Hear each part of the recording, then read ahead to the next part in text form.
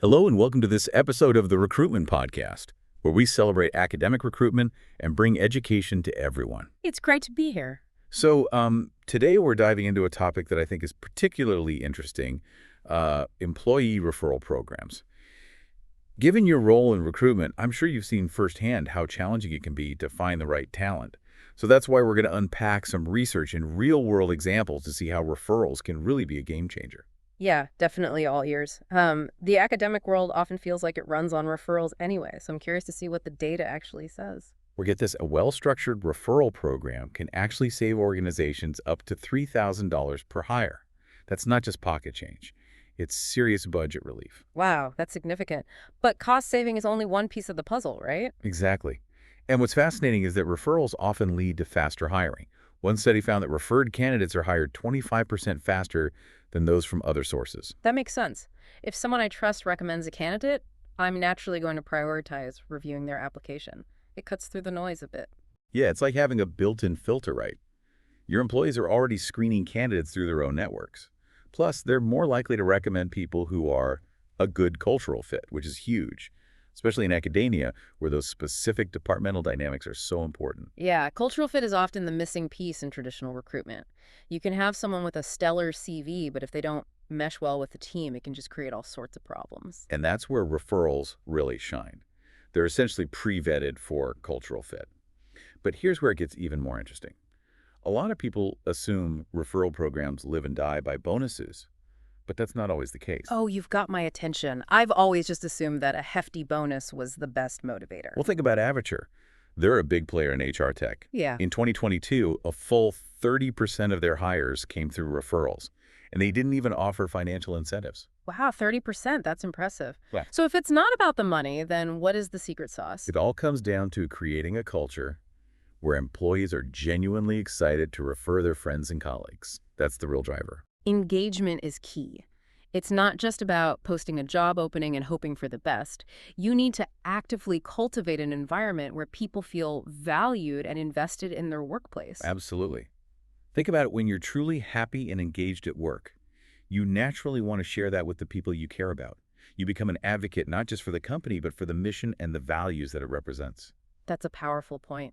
And it makes sense in the context of higher education. People who work in academia are often driven by a shared passion for their field. They want to collaborate with like-minded individuals who will contribute to the institution's goals. Yeah, it's about tapping into that intrinsic motivation.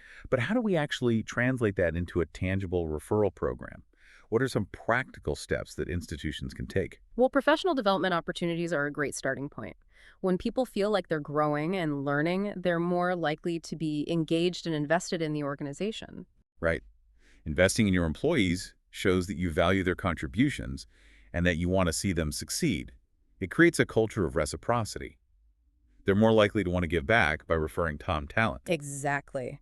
Another powerful tool is internal mobility. If employees see clear pathways for advancement within the institution, they're more likely to stick around and recommend their talented friends. It's about showing them that there's room for growth and that their careers can flourish within the organization.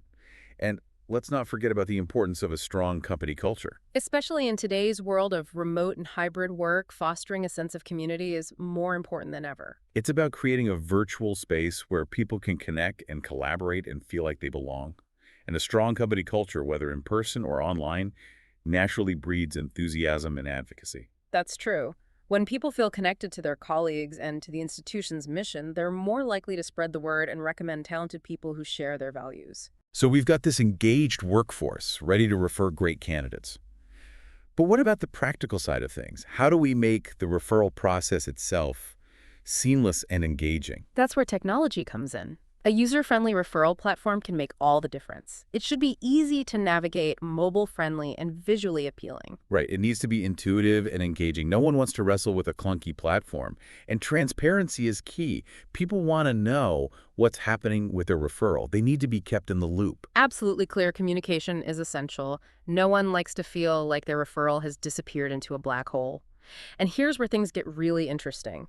Some platforms are now incorporating AI to take referrals to a whole new level. Okay, now you're talking my language. AI in recruitment always Yeah. sparks my curiosity. What are we talking about here? Imagine this an AI that analyzes your network's LinkedIn profiles and flags individuals whose skills perfectly match open roles. It takes the guesswork out of finding the right people to recommend. That's incredible. It's like having a personal recruiter working behind the scenes, helping you identify potential candidates within your own network. That's the kind of innovation that can really take referral programs from good to great. Exactly. It's about leveraging technology to streamline the process and make it even easier for employees to participate. But with all this talk about AI and fancy platforms, we can't forget about the human element. You're absolutely right. Technology can enhance the process, but it's the personal connection and genuine enthusiasm that truly drive successful referrals. I agree. It's that human touch that makes referrals so powerful. It's about trust, shared values, and a belief in the institution's mission. So it sounds like building a thriving referral program is about striking that perfect balance between technology and human connection. Precisely. And it's about recognizing that referrals are not just a transactional tool. They're a reflection of the culture and values of the institution. Well said. So we've covered a lot of ground here. We've talked about the cost-saving benefits, the importance of cultural fit, and the power of engagement. We've even touched on the exciting potential of AI. But what really stands out to you so far? What's really resonating with me is the idea that referrals are about more than just filling positions. They're about building a community of talented and passionate individuals who are invested in the institution's success. That's a great way to put it. Yeah. And it's something that's particularly relevant in the world of higher education. Absolutely. It's about fostering a culture of collaboration and shared purpose, which is essential for any academic institution that wants to thrive. Okay, so we've laid the foundation. Now let's dive deeper into how these principles specifically apply to the unique world of higher education. One thing that immediately comes to mind is the potential of tapping into alumni networks. Oh, that's a fantastic point. Alumni are already so deeply connected to the institution and they understand its values. They can be incredibly effective advocates. Right. And, it's not just about filling those specific job openings. They're advocates for the institution as a whole, which is invaluable. Yeah, it's like having this global network of ambassadors spreading the word about the amazing work being done at your university or college. And with social media and online platforms, staying connected with alumni and keeping them engaged is easier than ever. Exactly. I've seen some universities creating these really vibrant online alumni communities, spaces for mentorship networking, even job sharing. Hmm. That's a great example of how technology can be used to foster those connections and leverage the power of alumni networks. So we've talked about the potential. Now let's get down to brass tacks. What are some key considerations for actually setting up a successful employee referral program, specifically in higher education? Well, first and foremost, you need to define your goals. What are you hoping to achieve? Are you looking to fill specific hard-to-fill roles?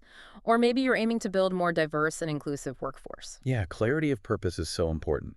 Having a clear understanding of your objectives will guide all your decisions. Absolutely. And it's important to communicate those goals clearly to your employees so they understand the value and impact of their participation. Transparency is key.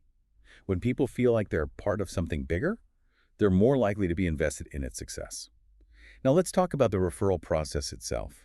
How can universities and colleges make it as easy and engaging as possible? As we've discussed, a user-friendly platform is essential.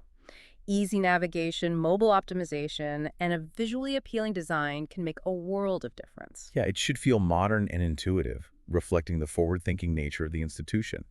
And don't forget about clear guidelines and resources to help employees understand the process and feel confident making referrals. Right. Providing the right support can really empower employees to participate fully. We've talked about incentives, but what kind of rewards really resonate in academia? That's an interesting question. It's not always about those monetary bonuses. Recognition and appreciation can go a long way in a setting where those intellectual contributions are so highly valued. I agree. Publicly acknowledging successful referrals through internal communications or featuring top referrers in faculty or staff newsletters can be really motivating. Yeah, it's about aligning the rewards with the values of the institution and the people who work there. Professional development opportunities can also be very appealing to academics. Absolutely. Things like conference attendance or workshops can be highly incentivizing, and sometimes a simple thank you goes a long way. A heartfelt expression of gratitude can really foster a culture of appreciation and engagement. Yeah, those personal touches can make a big difference. We've covered a lot of practical tips, but I want to kind of zoom out a bit. How do these employee referral programs contribute to the bigger picture of a higher education institution's success? Well, one of the most significant benefits is strengthening that sense of community. That's a great point. When employees feel connected and supported, they're more invested in the institution's success. Right, and bringing in these talented individuals who share the institution's values really reinforces that culture of excellence and shared purpose. It becomes a self-perpetuating cycle. A strong culture attracts top talent, which in turn further strengthens the culture. We can't overlook the impact on diversity and inclusion either. Absolutely. Tapping into existing employees' networks helps reach a wider pool of candidates, creating a more representative workforce. It's not about checking boxes, it's about creating a truly inclusive environment where everyone feels welcome and valued. Hmm. That sense of belonging is essential for any institution that wants to foster true innovation and excellence. What about the benefits for the referred candidates themselves? Well, referred candidates often have a smoother onboarding experience. They have that built-in support system, someone they can turn to for guidance. Yeah, that insider knowledge can be so invaluable during those crucial first few weeks. They're also more likely to be a good cultural fit, which can lead to greater job satisfaction and long-term success. It's a win-win situation for everyone involved.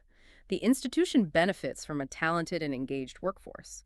Existing employees feel valued and appreciated.